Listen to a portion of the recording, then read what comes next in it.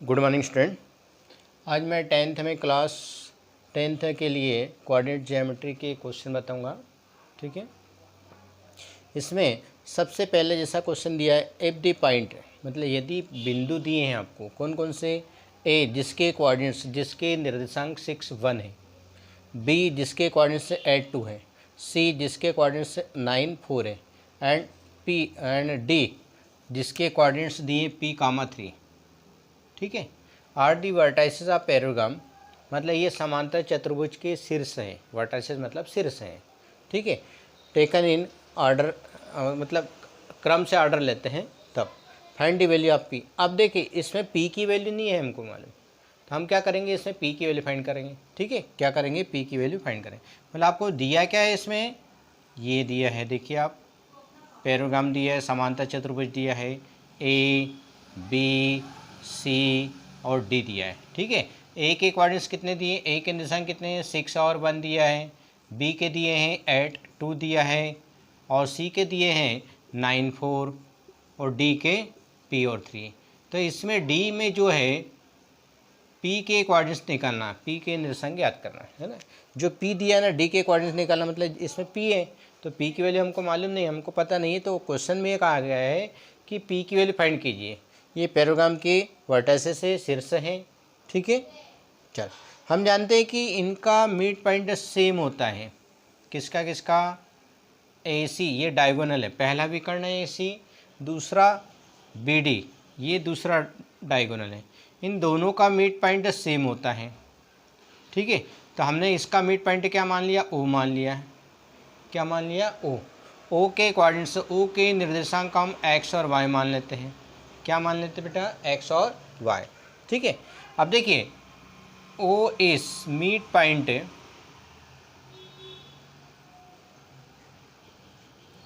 Of किसका है, ए सी का है।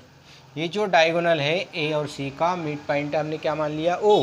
अब मिड पॉइंट का फार्मूला होता है एक्स इक्वल में x1 plus x2/2, y equal में y1 प्लस y2/2। ये मिड पॉइंट का फार्मूला होता है। यहाँ पर देखिए x1 y1 6 1 है, x2 y2 9 और 4 है। ठीक है, मतलब यहाँ पर सबसे पहले o के कोऑर्डिनेट्स निकालेंगे। o मतलब x y, तो x और y की वैल्यू निकाल सकते हैं हम। x1 प्लस x2, अब देखिए ये x1 होता है, ये y1 होता है, और ये x2 होता है, और ये x2 होता है। फार्मूला क्या होता है, x1 प्लस x2/2। x1 मतलब 6 प्लस x2 मतलब 9/2। ठीक है, ऐसे y इक्वल में क्या आएगा, y1 प्लस y2/2। y1 कितना है, 1 है, 1 प्लस 4/2। मतलब देखिए x की वैल्यू, ये दोनों को प्लस करने पर 15/2 आएगा, इन दोनों को प्लस करने पर 5/2 आ गया। तो x के कोऑर्डिनेट्स क्या आ गए, 15/2 और 5/2 आ गया। ठीक है, ये x के कोऑर्डिनेट्स, x और y। o के कोऑर्डिनेट्स कितने आ गए, 15/2 और 5/2। ठीक है, यहाँ तक कोई डाउट है क्या। हमने क्या माना था, ओ ए सी का मिड पॉइंट होता है, डायगोनल ए सी का मिड पॉइंट कौन सा माना, ओ। अब मिड पॉइंट का फार्मूला, ये x1 y1, ये x2 y2, मिड ओ इस मिड पॉइंट ऑफ ए सी का मध्य बिंदु ओ है, तो मध्य बिंदु का सूत्र होता है, मिड पॉइंट का फार्मूला होता है x इक्वल में x1 plus x2/2, y equal में y1 plus y2/2। x1 plus x2/2 मतलब ये आएगा 15/2, 1 प्लस 4/2 मतलब ये आ गया 5/2। ए ओ के कोऑर्डिनेट्स, ओ बी डी का भी मिड पॉइंट होता है। किसका मिड पॉइंट है, होता है ओ, दूसरा डायगोनल, दूसरा विकर्ण कौन सा है, B D. O is mid point of, O किसका मिड पॉइंट है, बी डी का। ठीक है, ओ किसका मिड पॉइंट है, बी डी का है। ठीक है, तो फार्मूला ये लगेगा, x इक्वल में x1 plus x2/2, y equal में y1 प्लस y2/2। ठीक है, x मतलब देखिए, x मतलब 15/2, x मतलब क्या होगा, 15/2 आएगा। ठीक है, x1 प्लस x2, x1 ये आएगा, ये देखिए, ये तो समझ में आ गया ना, इसका समझ में आ गया आपको। अब बी डी के लिए बी पहले है इसलिए x1 y1 ये होगा और ये x2 y2 हो जाएगा। ठीक है, तो देखिए अब x1 प्लस x2/2 मतलब क्या आएगा 8 प्लस p/2। ऐसे ही y1 प्लस y2/2 y मतलब कितना है 5/2 y1 2 प्लस 3/2। देखिए ये तो दोनों 5/2 आ गया। अब यहाँ से देखिए 2 से 2 कैंसिल, 8 को उधर ले जाएंगे। ठीक है, माइनस कर देंगे, कितना हो जाएगा 7। तो p की वैल्यू कितनी आ गई 7, जो कि आपसे क्वेश्चन में पूछा गया था कि p की वैल्यू 4 पॉइंट दिए हैं, है ना, किसके वर्टाइसेस दिए हैं, पैराग्राम के समांतर चतुर्भुज के 4 शीर्ष दिए थे, उसमें p की वैल्यू फाइंड करना था। ठीक है, तो हमने क्या किया, पहले AC का मिड पॉइंट है वो मान लिया। ठीक है, उसके बाद मिड पॉइंट का फार्मूला लगा दिया, O के कोऑर्डिनेट्स आ गए, निर्देशांक आ गए O के। उसके बाद BD का मिड पॉइंट वो मान लिया। अब O के तम तो हमको दिए थे x y। ठीक है, और उसके बाद ये फार्मूला लगा दिया मिड पॉइंट का, और यहाँ से p की वैल्यू फाइंड कर लें। ठीक है, कोई डाउट है केस में? नहीं है। ठीक, ये पहला क्वेश्चन कंप्लीट हो गया आपका।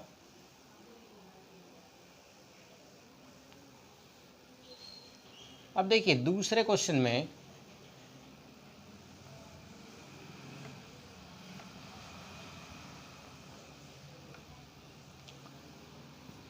दूसरा दिया है the coordinates of mid point of the line joining the point. ये 2 पॉइंट दिए हैं, इसका मिड पॉइंट दिया। देखिए आप A और B 2 कोऑर्डिनेट्स दिए हैं, 2 पॉइंट दिए हैं, है ना। इसके कोऑर्डिनेट्स कौन कौन से दिए हैं, इसके निर्देशांक दिए हैं आपको 3p और 4 दिया है, और -2 और 2q दिया है। और आपसे क्या पूछा गया है, ये बताया है कि इसका मिड पॉइंट है, इन दोनों का मिड पॉइंट कौन सा है 5 और p है।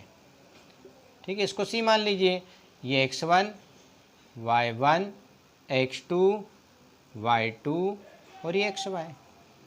ठीक है, समझ में आ गया? हाँ, अब c किसका मिड पॉइंट है, यहाँ पर c AB का मिड पॉइंट है। किसका मिड पॉइंट है, AB का मिड पॉइंट है। तो आप क्या लिखोगे, c is mid point of AB। C किसका मिड पॉइंट है, AB का मिड पॉइंट है। अभी मैंने आपको बताया, इसमें उसने पूछा है कि P की वैल्यू फाइंड करना है, P की वैल्यू कितनी आएगी, है ना। अब मिड पॉइंट है, मतलब मिड पॉइंट का फार्मूला होता है x इक्वल में x1 प्लस x2/2 होता है, y इक्वल में y1 प्लस y2/2 होता है। ये x1 y1 है, ये x2 y2 और ये xy है। कुछ नहीं है, हमको इनकी वैल्यू रखना है। तो हम देखें x की वैल्यू कितनी है 5 है, यहाँ पर x1 कितना है 3p है, x2 कितना है -2 अपान में 2। सेम ऐसे देखिए आप y कितना है p है, y1 4 प्लस 2q/। हमको यहाँ से p और q की वैल्यू फाइंड करना है। ठीक है, लिखा है find the value of p and q। p और q की वैल्यू फाइंड करना है। इन दोनों का मिड पॉइंट c दिया था उसने। ठीक है, इसमें p की वैल्यू और q की वैल्यू फाइंड करना है। अब देखिए 2 का मल्टीप्लाई इसमें होगा 5 में तो 10 आ जाएगा। 2 का मल्टीप्लाई 5 में करेंगे तो कितना आएगा 10 इक्वल में 3p प्लस माइनस माइनस होता है, इसको उधर ले जाएंगे तो 10 प्लस 2 इक्वल में 3p, ये 12 आएगा। 12/3 मतलब कितना आ गया 4 आ गया। तो p की वैल्यू कितनी आ गई 4। तो पहला आंसर आपका क्या आ गया, आंसर में p इक्वल में 4 आ गया। ठीक है, p की वैल्यू कितनी आ गई 4। अब q की वैल्यू निकालना है, p की वैल्यू यहाँ पुट कर दें, कितनी 4 प्लस 2q/2। 2 का मल्टीप्लाई करेंगे तो 8 आएगा, 4 प्लस 2q। अभी आएगा 8 माइनस 4 मतलब 4 आ जाएगा। क्या आ जाएगा यहाँ से 4 इक्वल में 2q। तो 4 इक्वल ये कि अपान में आता है तो कितना आ गया 2। तो q की वैल्यू कितनी आ गई 2। ठीक है, तो आंसर में q इक्वल में 2। ठीक, पी और क्यू की वैल्यू पूछी थी तो उसने C is mid point of B C दिया है, सी ए बी का मध्य बिंदु दिया है, और आपसे ये पूछा था पी और क्यू की वैल्यू फाइंड कीजिए, तो हमने पी और क्यू की वैल्यू फाइंड कर ली। ठीक है, अब ये वाला देखिए अगला।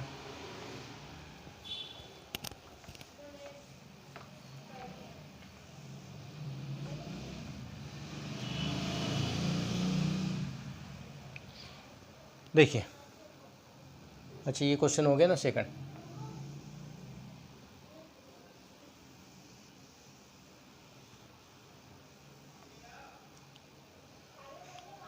थर्ड क्वेश्चन में दिया है find the ratio in which Y axis divide the line segment joining the two point, also find the point of intersection. इसको ए और बी मान लीजिए, और उसने कहा है कि वाई एक्सिस मतलब ये देखो एक्स एक्सिस और ये वाई एक्सिस होता है, ये वाई एक्सिस है, ये दो पॉइंट को इसको ए मान लीजिए और इसको बी मान लीजिए। ए के कोऑर्डिनेट्स कितने दिए हैं, 5 और -6 दिया है, बी के कितने दिए, -1 और -4 दिया है, और आपसे ये पूछा है कि वाई इसको कितने रेशो में डिवाइड करेगा, ये क्वेश्चन में पूछा गया। ठीक है, अब इसको हम सी मान लें, कौन सा पॉइंट मान लें, सी। सी के कोऑर्डिनेट्स बता सकते हो क्या आएगा, सोचो जल्दी। सी कहाँ है, वाई एक्सिस पे, वाई एक्सिस पे एक्स की वैल्यू कितनी होती है, 0 होती है, तो सी के कोऑर्डिनेट से 0 कामा वाई होंगे। ठीक है, इसको x1 y1 मानेंगे और इसको x2 y2 मानेंगे। ठीक है, अब देखिए इसको मान लें m1 और इसको m2 मान लें, इसको k रेशो 1 मान लेंगे, k अनुपात 1 मान लेंगे। पूछ रहा है कि सी ए बी को कितने अनुपात कितने रेशो में डिवाइड करता है। ठीक है, अब इसमें जो 0 दिए वाला फार्मूला लगाएंगे। ठीक है, एक्स की वैल्यू 0 है यहाँ पर, तो फार्मूला होता है एक्स इक्वल में m1 x2 plus m2 x1 अपान में m1 प्लस m2। ठीक है, इंटरनल के ये फार्मूला होता है। अब देखिए यहाँ पर एक्स की वैल्यू कितनी है, 0 है, और m1 1 है, x2 5, m2 k, x1 -1, m1 plus m2 मतलब 1 प्लस k। 0 में किसी का भी मल्टीप्लाई करेंगे तो 0 आएगा, 5 माइनस k आ जाएगा, k इधर आ जाएगा, तो k की वैल्यू कितनी आ गई, 5। हमको फाइंड करना है m1 अपान m2 k अपान 1 k, और k की वैल्यू कितनी आ गई, 5, मतलब कितना आएगा, 5:1 में डिवाइड करता है। ठीक है, तीनों क्वेश्चन समझ में आ गए। अब ये 2 क्वेश्चन करके लाना। ठीक, ध्यान से देख लीजिए, कोई डाउट हो तो बताइए मुझे। ठीक है, आ गया समझ में? Okay, thank you.